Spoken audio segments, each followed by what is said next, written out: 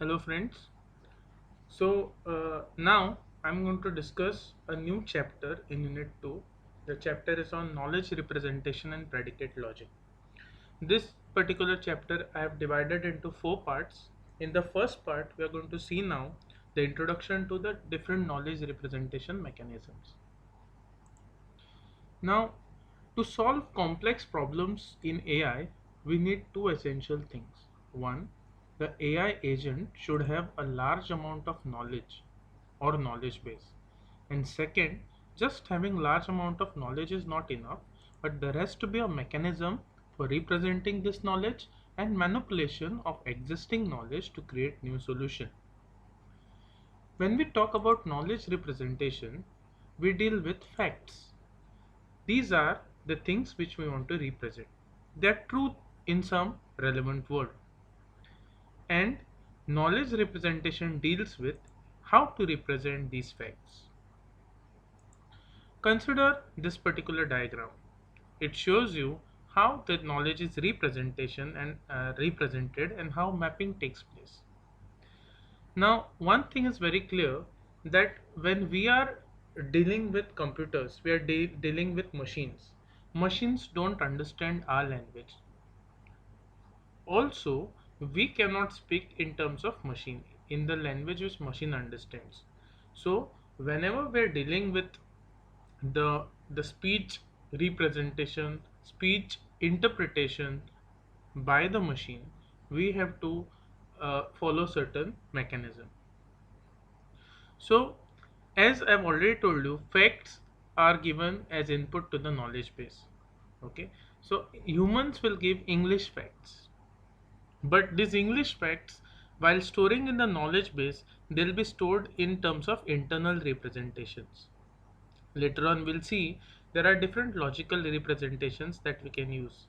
One of them is propositional algebra in mathematics, another is predicate logic. So these are the internal or mathematical representations. So the English facts which a user gives, end user gives, have to be stored into the internal representation. Then there are reasoning programs that we have to design that will work on these internal representations. What they will do, these reasoning programs, they will take as input the internal representations from the knowledge base, and it will apply the reasoning on them, and it will deduce new fact. But the new facts will be also in terms of internal representations. Okay, so then there has to be a need for converting these final answers, which are in the internal representation, back to English.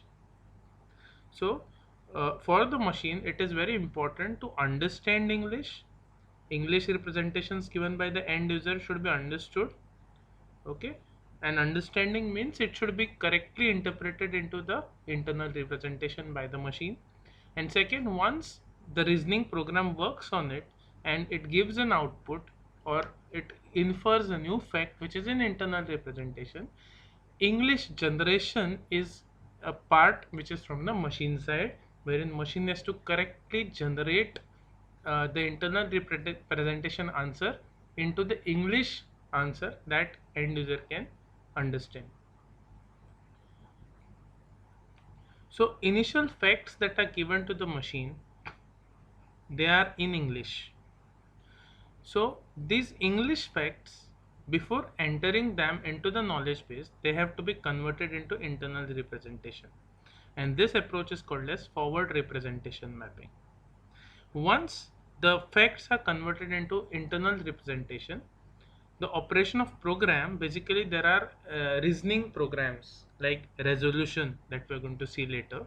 These programs will operate on this internal representation, and it will infer new facts which are also in terms of internal representation.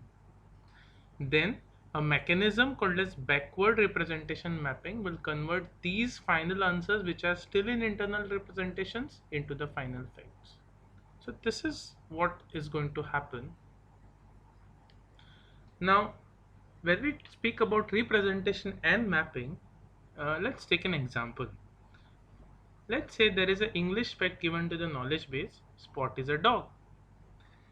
Another fact which is given as input, every dog has a tail, right? So machine should be able to infer that Spot also has a tail. Now with respect to this diagram that we have seen, how the inference will happen for this particular two sentences. Okay, let's say Spot is a dog is the first fact which is given in English to the machine. So this English fact has to be converted into the internal representation. This is one internal representation that I have shown. At this moment, you need not know how this is written. Only know that this is a predicate logic way of writing the sentence. Okay, so the English sentence that is given by the end user is first converted into internal representation. This internal representation is then stored in the knowledge base. Similarly, the second English sentence that is given, every dog has a tail, this is also converted into its internal representation, and these internal representations are stored in the knowledge base. And then in predicate logic or in propositional algebra, there are some inference rules that can be applied to infer the new fact that all dogs have tail, and if Spot is a dog, then that implies Spot also has tail. But the answer that is deduced, this is also an internal representation. End user will not know this answer. So the machine has to convert this internal representation sentence to English sentence saying that Spot is a tail. Whereas this part is called as forward mapping, where English is converted into internal representation also here. Whereas this part is called as backward mapping, where internal representation is converted back to English. Now, a good knowledge representation should have the following properties. The first property is a representational adequacy. It is the ability to represent all kind of knowledges that are needed in the domain. Inferential adequacy. It is the ability to manipulate representational structures such that new knowledge can be derived or inferred from the old. Inferential efficiency. It is the ability to incorporate additional information into an existing knowledge base that can be used to focus the attention of inference mechanisms in the most promising direction. And fourth property, acquisitional efficiency. It's an ability to easily acquire new information. Now let us see what are the different approaches which are available to represent knowledge. So approaches to KR, that is approaches to knowledge representation. Let's start with a very simple approach, and this is called a simple relational knowledge approach. This is a simple database approach. Okay, such relational algebra representation, it provides a very weak inferential capabilities. Okay, reason you will come to know shortly, but it may also serve as an input to powerful inference engines. Now, why weak inferential capabilities? For this, let us consider the following example. This table is populated and it is based on the baseball player data. So, in this particular table, the players are all batsmen. So, Peter, his height is 6, weight is 180, and he is right-handed batsman. Ajay, height is 5'10", weight is 170, and he's a left-handed batsman, and so on. But for such kind of knowledge representation, why do we say that it has weak inferential capabilities? Now, assume that, okay, the operator while typing Ajay, A-J-A-Y, by mistake she types A-J-E-Y, which is a typo error. Okay, it will be not possible for the AI engine to rectify this fact. Similarly, if any of the field is vacant, okay, this also will not be the AI engine will not be able to handle this unless you write a powerful routine for it, which is again tedious. And the most important thing is, suppose uh, you want to find out which right-handed player can best face a particular bowler. So you see the statistics given here is of all the different batsmen. Suppose the query is asked to the engine, which right-handed player can best face the particular bowler. Now this kind of question, it requires some knowledge extraction. It requires some kind of AI capability, which is not present in the simple relational algebra table. You cannot simply write a query and get such kind of answers. So this is a shortcoming of simple relational knowledge. We move on to the next step of knowledge representation, that is called as inheritable sorry uh, that is called as inheritable knowledge. Now we already know how powerful object oriented mechanism is. Okay, we have a power of something called as inheritance, right? So in this particular approach, objects are organized into classes, and classes are again organized into generalization hierarchy. Okay, whenever I talk about generalization hierarchy, I'm talking about the inheritance, subclass and superclass concept. Inheritance is a powerful form of inference, but not adequate, not always adequate. Okay, so inheritable knowledge representation example is nothing but property inheritance inference mechanism. Consider the following example. As you can see in this particular figure, this is how a knowledge can be represented in a graphical way. Okay, these are the nodes, and there is some keyword which is written on the edges. For example, Peter is an instance of adult male.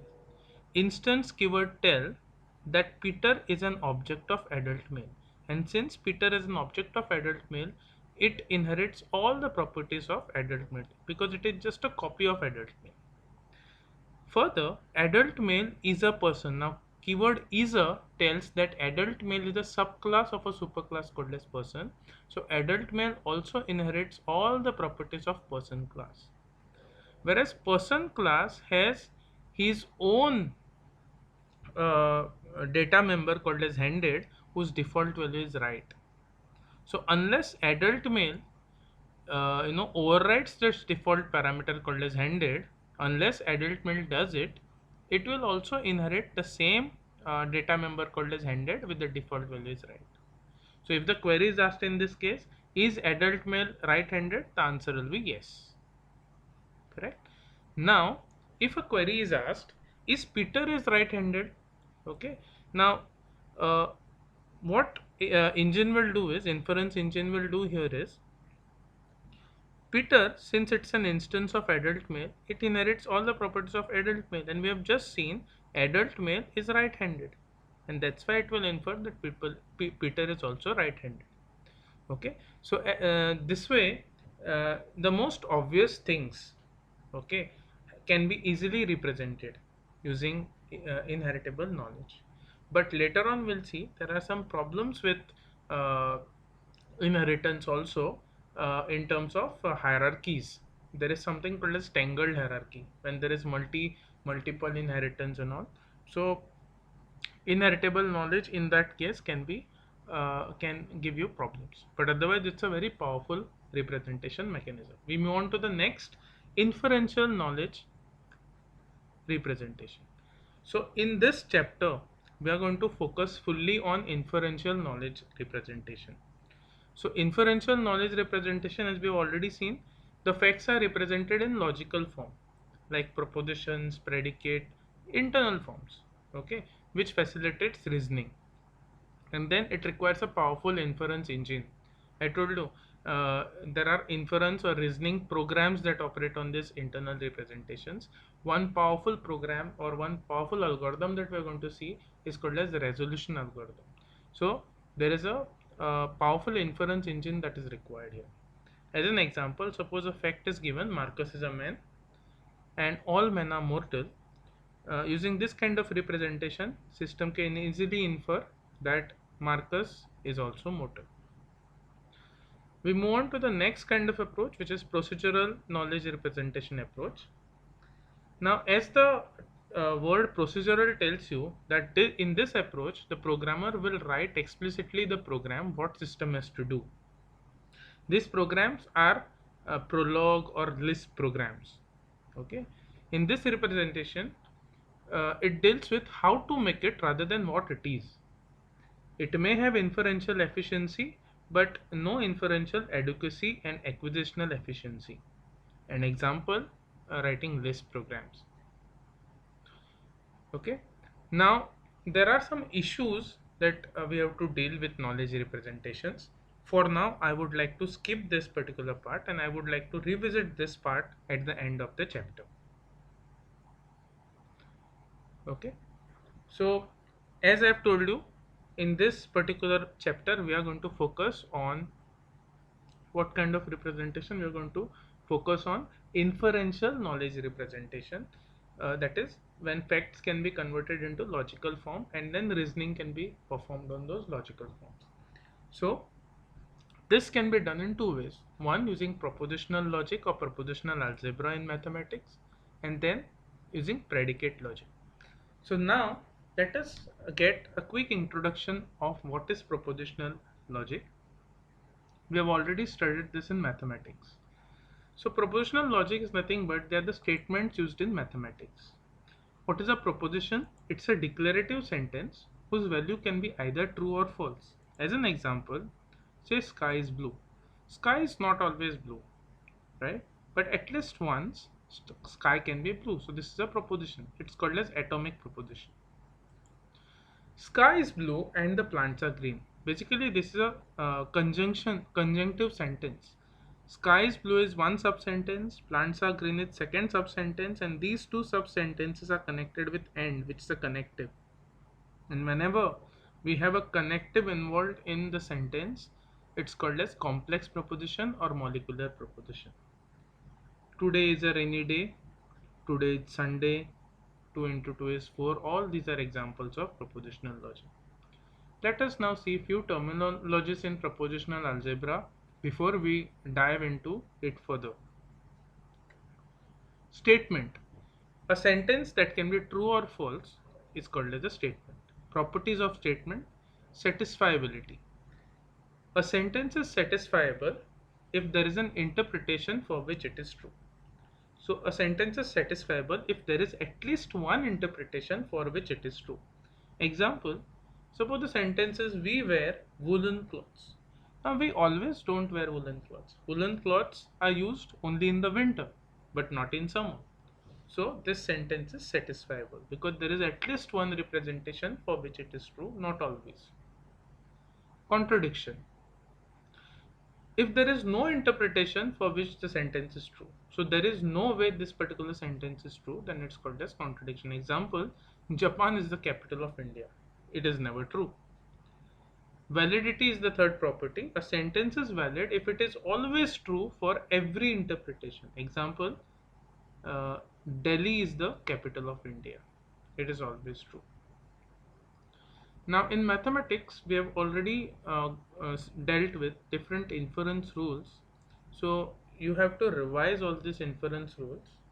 Okay, commutative law, associative, distributive identity, and all these, because we'll be using these particular rules in these knowledge representations. So let's quickly go through those inference rules. The first inference rule that we are going to see is idempotent rule. Okay, let P be the proposition, then proposition P conjunction with itself gives you P. Now this notation is called as conjunction or AND. So a proposition conjunction with itself gives same proposition P.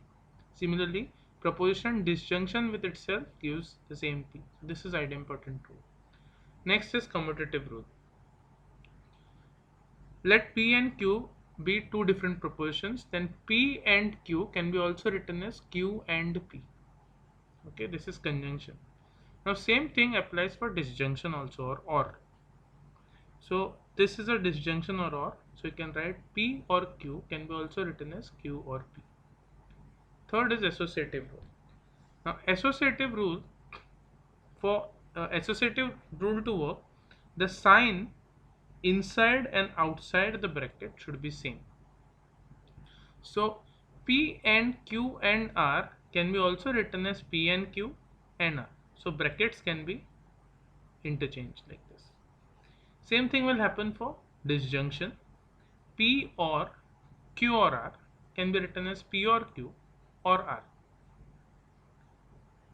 Distributive law. This rule works when the signs are different. You see there is a disjunction here, you see conjunction is here. Now, whenever such thing happens, the outside sign can be distributed inside. So P or Q and R can be written as P or Q and P or R. P or Q and P or R. So P or Q and P or R. So or is distributed inside. Now similarly, if the signs are different, suppose P and Q or R, this can be written as P and Q or P and R.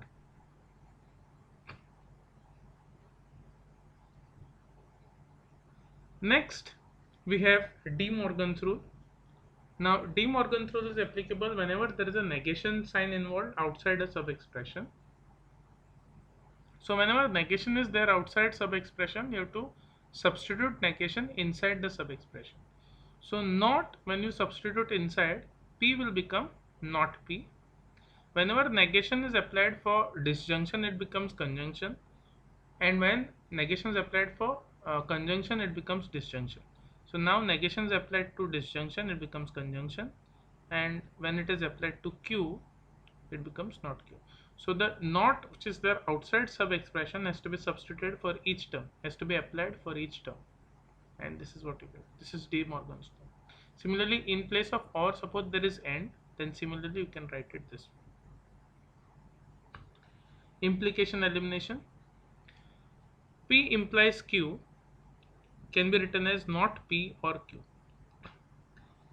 In mathematics, you must have come up with the truth tables to prove these identities. Okay, now you have to only remember these identities. So P implies Q can be written as not P or Q. Thus, implication can be eliminated. Next is bidirectional implication elimination. P implies by Q can be written as P implies Q and Q implies P. Contrapositive rule. P implies Q can be also written as not P implies not Q. This is called as contrapositive rule. Double negation. When there is double negation, they both cancel out and the original term is given back. This is not double negation. Absorption rule. Now this absorption rule, it will appear as if it's a distributive law because the signs inside and outside are opposite signs, but it's a special case. Observe that the term which is there outside P is one of the terms in the inside sub expression. P appears outside and P also appears inside. So when that happens, the values get absorbed and the answer is P. Similarly, this way. Now we'll briefly see some fundamental identities. Contradiction. Proposition P and not P, false. Proposition P or not P, true. P or true always gives you P. P or false also gives you P. P or not true gives you P. And P or false gives you false.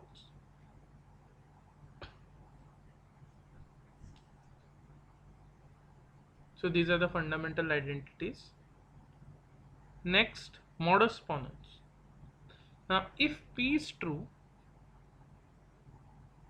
if P is known to be true, and if P is true implies Q is true, this is known, then since P is true, you can infer Q.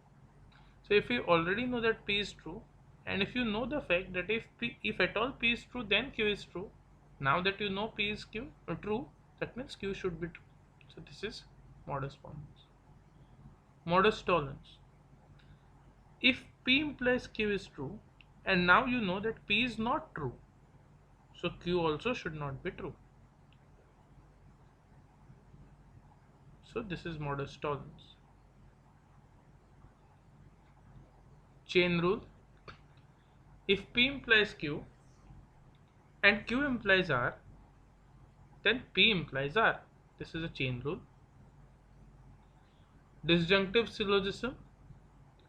If P is not true, this is known fact, and you know that either P can be true or Q can be true.